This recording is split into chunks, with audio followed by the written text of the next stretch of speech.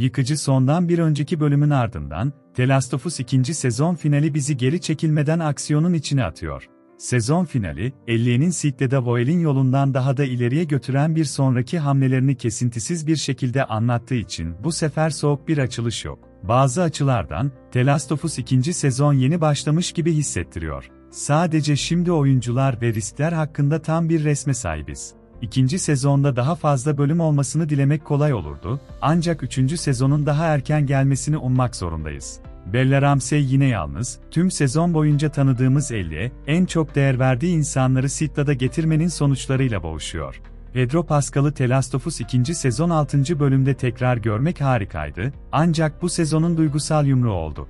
Flashback bölümünü sezon finalinden önce koymak kolaylıkla bir hata olabilirdi, ancak bu dizinin lehine işledi.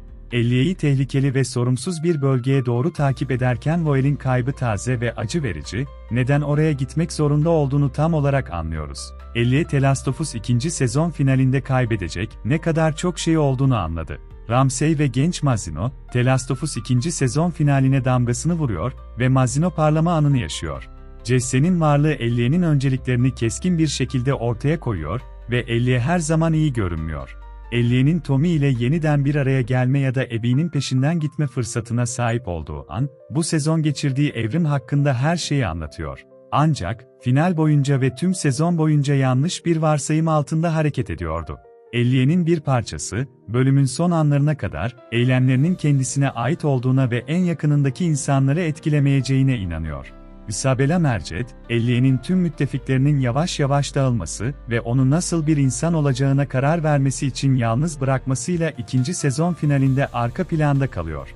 Ancak, Dina'nın varlığı ve bebeğin geleceği temsil etme şekli Ellie'yi ve hikayeyi etkilese de, kahramanımız Abby'yi öldürmenin çözüm olacağını düşünerek endişelerini bir kenara itiyor. Ellie'nin Joel'in hastanede yaptıklarını Dina'ya anlatmasına şaşırdım, ama Ellie ve Joel'in dünyaya bakış açılarının arkasındaki itici gücün tam olarak ortaya çıkmasının zamanı gelmişti. The Last of Us'ın kuralları her zaman göze göz olmuştur. Sezon finali, bölüm boyunca Ellie ve Jesse arasındaki temel farklılıkları vurguluyor. Topluluğun ve toplumun amacına ilişkin karşıt görüşleri, özellikle Jesse'nin Ellie'nin gitmesi için hiçbir zaman oy vermediğini ortaya çıkardığı zaman, sezonun tematik amacının dağıtım sistemi olarak hizmet ediyor. Ellie'nin bunu fark etmemiş olması biraz şaşırtıcı, ancak çoğunluğun ihtiyaçlarına öncelik verememesi onu Joel kadar inatçı yaptı ve bunun iyi bir şey olmadığı kanıtlandı. Keşke Ellie ve Jesse arasındaki bu gerilim için daha fazla hazırlık yapılsaydı, çünkü az gelişmiş hissediliyor. Patlayan kavgaları iyi hak edilmemiş,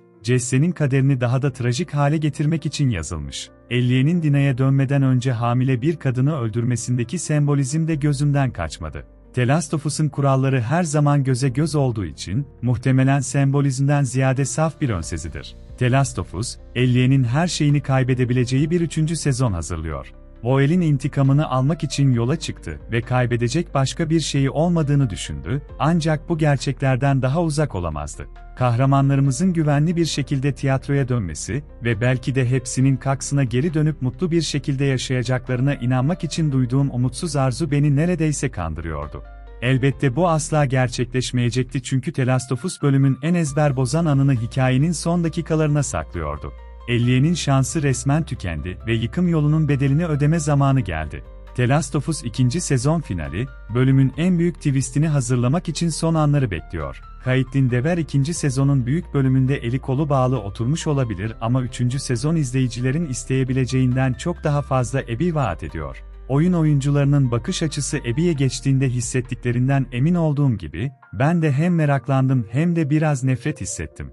2. sezonu Abby'yi arayarak geçirdikten ve Joel'in ölümünü daha da acıtan sondan bir önceki bölümü izledikten sonra, The Last of Us'ın Abby ile empati kurmamı sağlayacak bir yol göremiyorum. Ancak, dizinin en iyi yaptığı şey bu yüzden 3. sezonu Abby ile geçirmeye açım. Ancak umarım 3. sezon için 2 yıl daha beklemek zorunda kalmayız. Abby, Ellie'nin de izlediği gibi, intikam almak için felaket derecede tek fikirli bir arayışta olan uzaktaki bir kötü adam oldu. Şimdiye kadar eylemlerinin şiddetinden Joel'den daha fazla etkilendi, ancak kaybettiği her kişiyle başkalarının hayatını almaya daha hazır olacak. Abby ve Ellie arasındaki savaşın maliyeti, bize The Last of Us'ın büyük resmini gösteren ve savaşın kazananı olmadığını hatırlatan Scars ve WLF arasındaki çatışmaya da yansıyor.